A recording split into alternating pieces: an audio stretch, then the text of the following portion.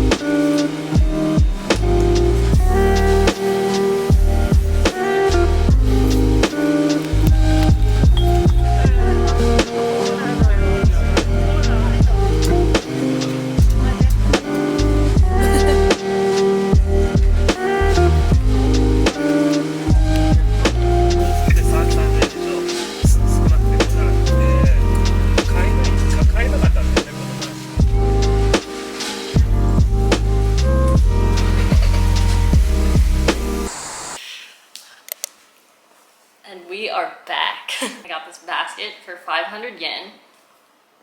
My plan for this basket is to collect all of our little rags we've been accumulating and put it under the sink in these, so we can slowly pivot to using less paper towels and more rags, so it will both look nice and save money. And we love that here.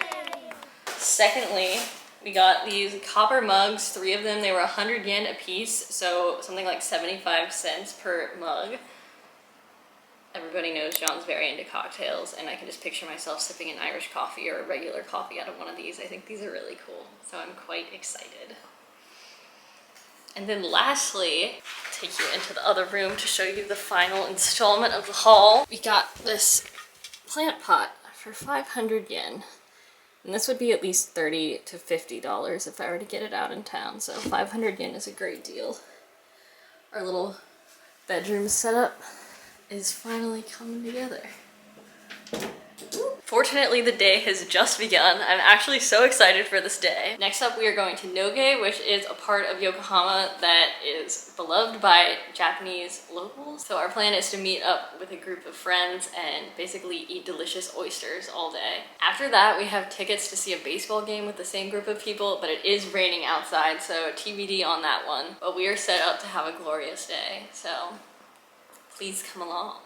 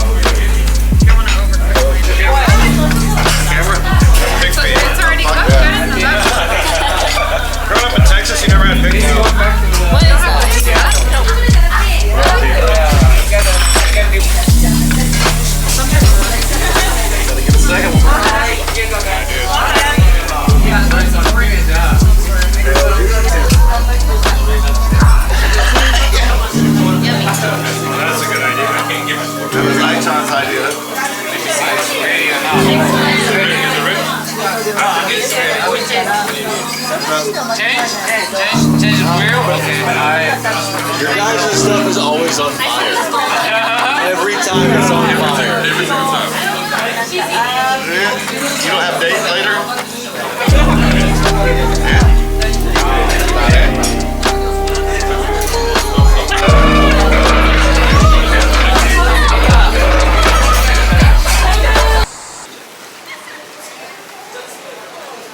Can't see a thing, but we are approaching the Bay Star Stadium. Go Bay Star.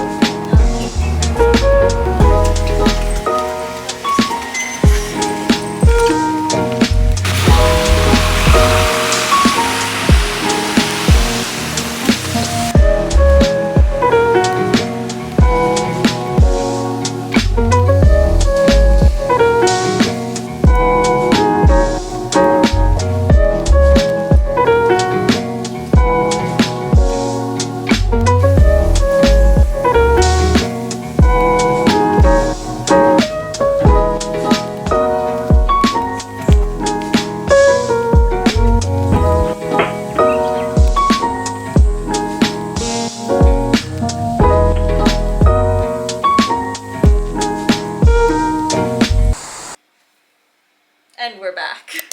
It is Sunday evening now. I'm recording the vlog outro now because, as you may have guessed from last night's footage, which I have not yet reviewed, I was in no shape at all to be doing that then. Yesterday was so fun and so needed. I'm dog sitting Lucy every weekend in July because I have 2 summer classes going on, so I just signed myself up to solitary confinement so I could find the work ethic to get that done this month. I'm pretty exhausted and kind of stressed, not gonna lie, but we are halfway through. Only a few more weeks to go and we're still standing, so.